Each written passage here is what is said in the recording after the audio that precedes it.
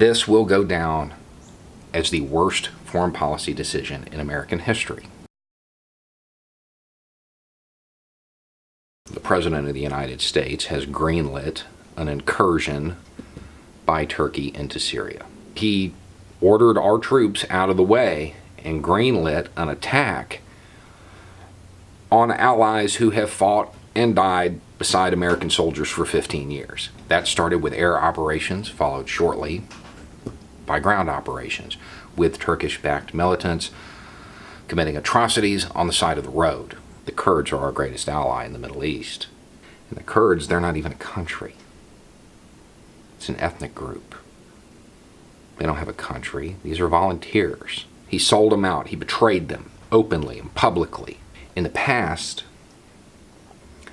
we have sold them out, but we did it tactfully. We just didn't help, or didn't help much, or undermined them via economic methods. This time, we're actively encouraging and cheering on the invasion of their homes. When his base dutifully defended him, he had to do it because Turkey was going to attack. Yeah, I mean, it sounds good, but the reality is, when they say that, they know. Turkey made the U.S. military move? Come on, it's the U.S. military. They don't have to move for anybody. Certainly not Turkey. We're seeing the fallout. When the President of the United States moved a small number of U.S. forces out of the way to a different location in Syria so Turkey could invade.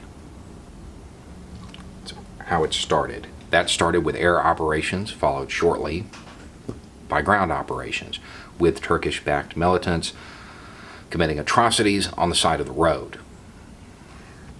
This drove the Kurds firmly into the arms of Russia, who was waiting with open arms because they are the most powerful non-state actor in the Middle East. They will remain in Russia's arms for decades to come. Russian and Syrian troops quickly advanced to fill that power vacuum into what positions that were held by U.S. forces.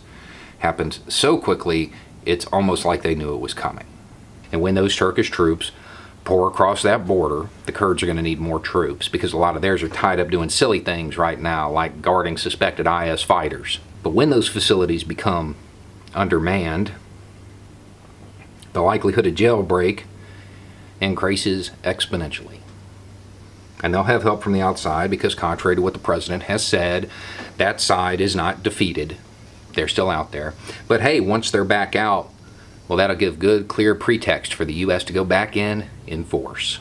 IS staged a series of jailbreaks to get their comrades out, and they are probably now stronger than when President Trump took office. But hey, we got slogans. We got campaign talking points. Ending the war.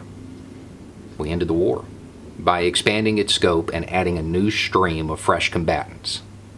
We didn't end the war. Ended U.S. imperialism, because when Turkey and the U.S. got together and decided how best to carve up a chunk of a third country, that was anti-imperialism. Wish there was a word for that kind of action. I'm pretty sure it's imperialism.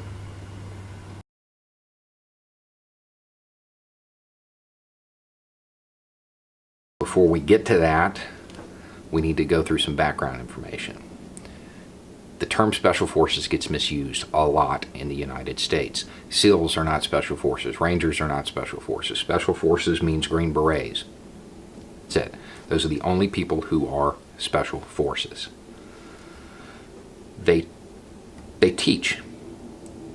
They've weaponized education. They are instructors.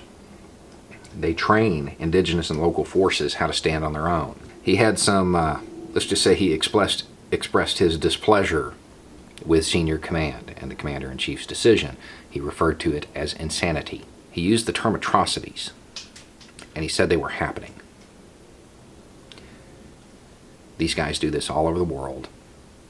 in very hostile environments.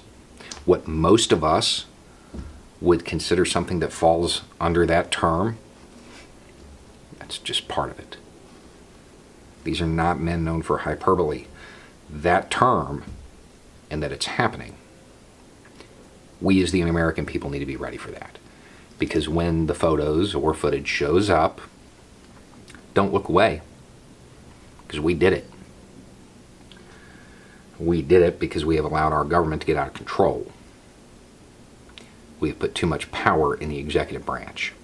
It would not surprise me to learn that the U.S. Army's most elite unit, at least elements within it, decided to give a single-finger salute to the Commander-in-Chief and disregard his order, especially if they witnessed an atrocity.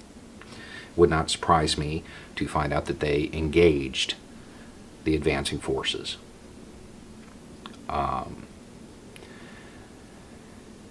And we need to be ready to defend their actions.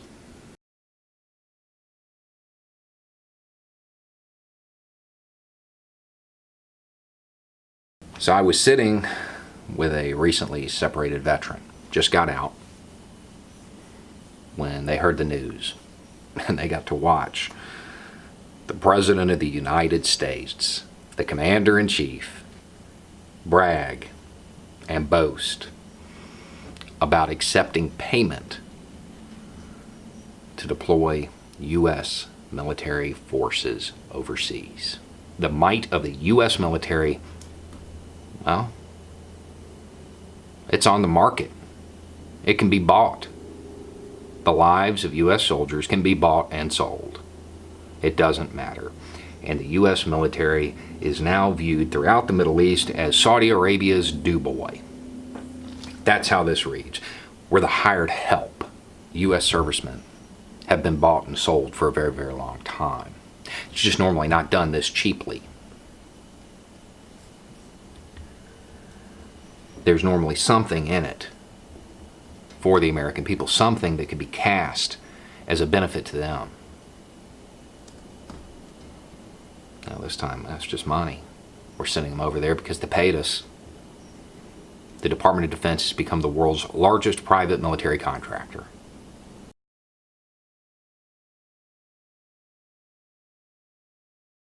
There's been a lot of buzzwords, a lot of slogans thrown around. Bring them home. It was never about bringing them home. It was never about bringing them home. Well, he's just getting rid of those foreign entanglements. Yeah, how's that working out for you? No, he's not. It was never an objective of his. It was anti-imperialism. No, it wasn't. It was making a hole so Turkey could exercise their imperialist ambitions. And now the U.S. military has become the hired goon of Saudi Arabia's imperialist ambitions. But we got talking points, we got slogans. Ended the war. Anti-imperialism. Sounds good, but none of that's happening. The only thing that's happening over there right now is waste. Waste. Probably going to be a lot of it. Maybe we should thank Trump, though, because he certainly pulled the veil back. Let everybody see what it is, because it's always been like this. It's always been about money and power. War is just a continuation of politics by other means, right? It has always been like this. The difference is before, it could be cloaked in the defense of American freedom. It was harder to cast U.S. soldiers as mercenaries. Not anymore. They're literally being bought. War is a racket. Always has been. It is possibly the oldest, easily the most profitable, surely the most vicious. It's the only one that's international in scope, and it's the only one profits are reckoned in dollars and losses in lives. Pretty unpatriotic statement, right? Y'all can hold your hate mail. That was a guy named General Butler. And before you get too angry, he's one of the most decorated Marines in history, received the Medal of Honor twice. We've got a moment of truth coming. The American people. I got a feeling we're going to have to look at what we've done. And it mirrors what we've done all over the world. This is probably the time to address it. This is the time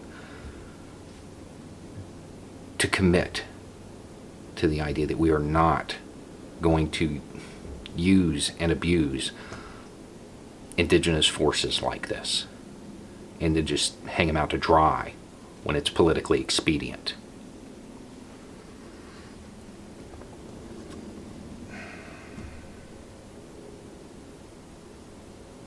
Anyway, it's just a thought. Y'all have a good night.